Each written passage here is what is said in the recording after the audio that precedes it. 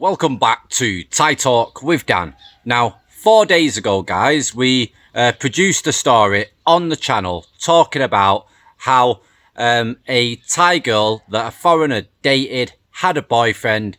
He gave her a gold ring and he gave her money and he wanted it back. He's decided to send in another email, guys, to do a bit of a follow-up on his story. So let's get right into it.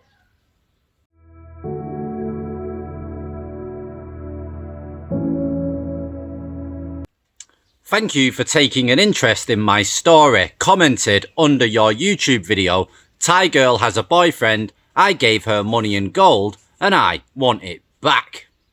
I am not sure if my story is interesting enough for your channel. I didn't lose too much money, as I was reluctant to give her money. I paid the bar fine for the 2 weeks I was with her.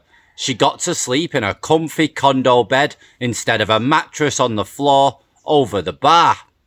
The only thing that bothered me when I stayed down in Jomtien with her was that she obviously had a need to supply her friends who owned restaurants with customers, i.e. me, and that it always ended up in me paying for the owner's family members eating on my expense, or that I was being set up to pay for drinks for her ladyboy friends, normal friends, or staff at the bar. I actually walked off in anger a couple of times after such incidents, and she always came rushing after me and apologised. Other than that, she took good care of me, as she promised. She only asked for money a couple of times. One time when she claimed that she needed money so she could give to her mother for taking care of her 10-year-old son. I never quite understand whether they stayed in Nong Khai or another place, as she was unclear in communicating in English with me. Her son and very often personal things got very difficult for her to explain to me in English. I had some suspicions at times that she did this deliberately. I think in total I gave her 4,000 baht 2 times. One for her son, and one occasion when she needed to pay back some debt to a friend, as she said. I also gave her 5,000 baht back at the airport in Bangkok when I travelled home, as she set up transportation for me and also wanted to go with me and the driver to the airport. I also, of course, paid all expenses involving eating and drinking for us during the stay. We had a tear-dripping and emotional goodbye moment there at the airport, which I felt was genuine and real. They're very good at that. I already had started to get feelings for her and wanted to take care of her too, but I had mixed feelings about leaving her there because I knew she would go back to the bar and continue working there. When I came home, we continued to keep in touch and communicated through the Messenger app.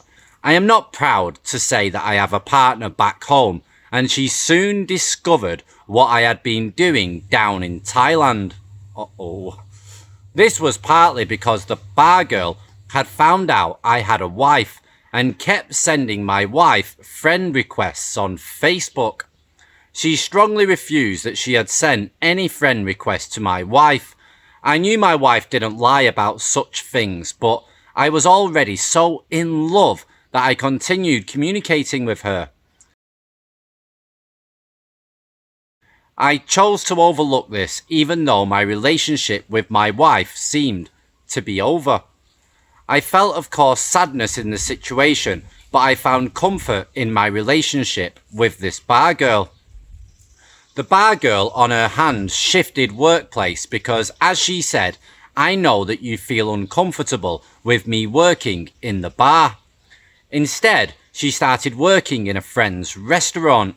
We continued to stay in contact frequently via video chat, and I could see where she was because we had visited that restaurant when I stayed there. That calmed me down some. One day I got a message from her that her older son, she also has twin boys in their 20s, had an accident in a car in another province northeast in Thailand, and she asked me for money to cover the hospital expenses. She even provided pictures of her son laying in a hospital bed with bandages and bruises. I think she asked me for 6,000 baht. I thought that the wordings in the message seemed a bit odd, as it was in some way not written by her or copy-pasted from somewhere else, and I was again reluctant to send her the money. I didn't know what to answer her, or maybe, if I am honest, I feared that saying no to her would end our relationship, so I didn't answer her at all. Some days went by and we had a reconciliation. Strangely, she never mentioned this again, even though I tried to ask how her son was doing. When we started entering Christmas time, I patched things up with my wife and we agreed to try and rescue the relationship. I still felt a strong need for staying in contact with the bar girl, but I began feeling quite conflicted with my feelings, and it ended up with me restricting this bar girl on the Messenger app. The day after, I couldn't stay away, and I tried to unrestrict her, but I couldn't manage to do that. I thought after a while that this bar girl had become angry for this, and also had restricted me, so I gave it up and thought that it might be for the best. After New Year, I managed to unrestrict her again in the app and come in contact with her again. She told me she missed me and she was hurt by me not having contact with her through Christmas and New Year's Eve. I could see in the chat log that she could have tried to call me numerous times and also written some messages to me.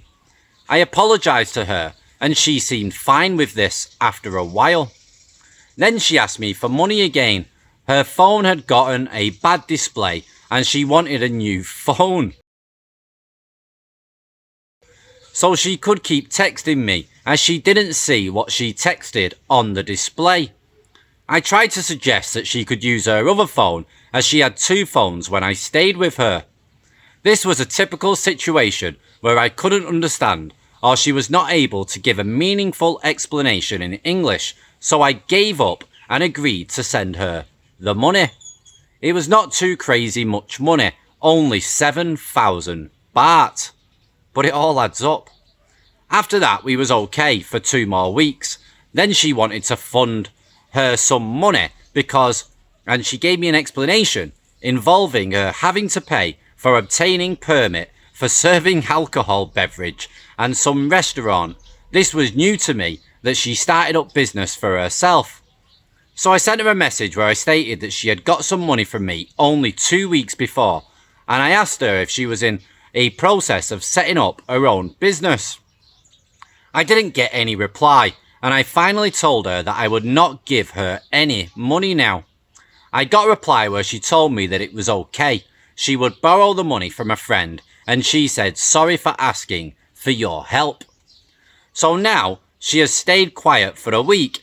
And it is at this stage I have come to get some comfort from your videos, as I have really struggled with this on and off since I left Thailand. It also may be relevant that she have 5 or 6 different Facebook accounts, and I know that it is considered to be sketchy by some. She has unfriended me on some of them when we have had our disagreements and taken me back on other accounts. I also think it is a little suspicious that she has 2 phones with her. For now, I am staying as a friend by her on the last account, but I think this is only a matter of time before she unfriends me, as I haven't come across any pictures of other boyfriends in the past on any of the accounts. She had earlier pictures of us together at some point, but she deleted them after one of our disagreements. I am finally coming to a point where I think I will be at peace with it. If there will be a time in the future when I travel alone to Thailand, I will sure look at this as a very useful experience, as I don't see myself involving me in a bar girl any other time.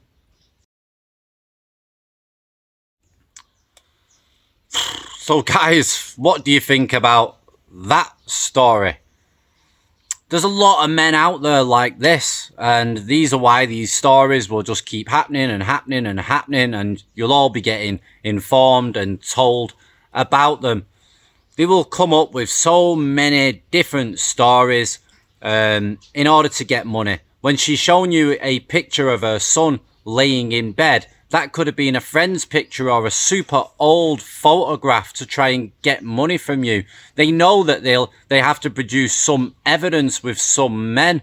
The copy and paste message that you think you got in regards to asking you for money was probably something she copied from a friend who told her that this is what I sent my boyfriend, so try it with yours to get that money.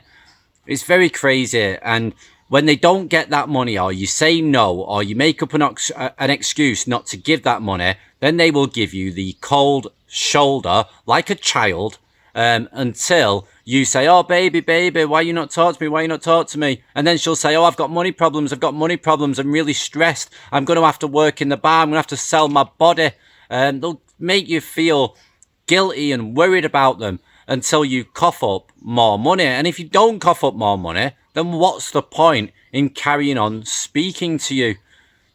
It's a bit ruthless to say that, but I think sometimes some men need a bit of a tough love and just need to be told for how it is. This girl, from what you've wrote in your email, we're just trying to play you for money. It may not seem like a lot of money to you, 4,000 baht, 6,000 baht, 7,000 baht, but to them, it's not a bad bit of work. All they've had to do is send a couple of messages in order to try and extract that money out of you. You know what I mean? You've got to go through all the stress and all the worry and transfer the money and mess around. You know, all the stress is just put on you while they just carry on playing around or doing whatever they want or getting in touch with the next guy and the next guy and the next guy and using the same old story and same old BS to try and just keep accumulating money. Guys, do not date bar girls. 100% do not bloody date them. As we've said, 15 years ago, 10 years ago, yeah, you might have worked. But nowadays, guys, it is super ruthless out there. I don't care what anybody says. I have to read all these stories every single bloody day. And 90% of them I don't even share on the channel because they don't want me to share. They just send them to me to try and get my feedback or just share their story with me and have somebody to talk to. But they feel either too ashamed, too embarrassed, or worried that family members or the Thai girl's going to find out and they're going to get a bit of flack from it, guys. Right. If you've got your own story and you want to share it on the channel, then please send an email in to thaitalkwithdan@gmail.com. We've got one other story to produce on the channel. I'll probably do it in a few hours time, guys, so get ready for that one. Thanks for watching. This has been Thai Talk with Dan.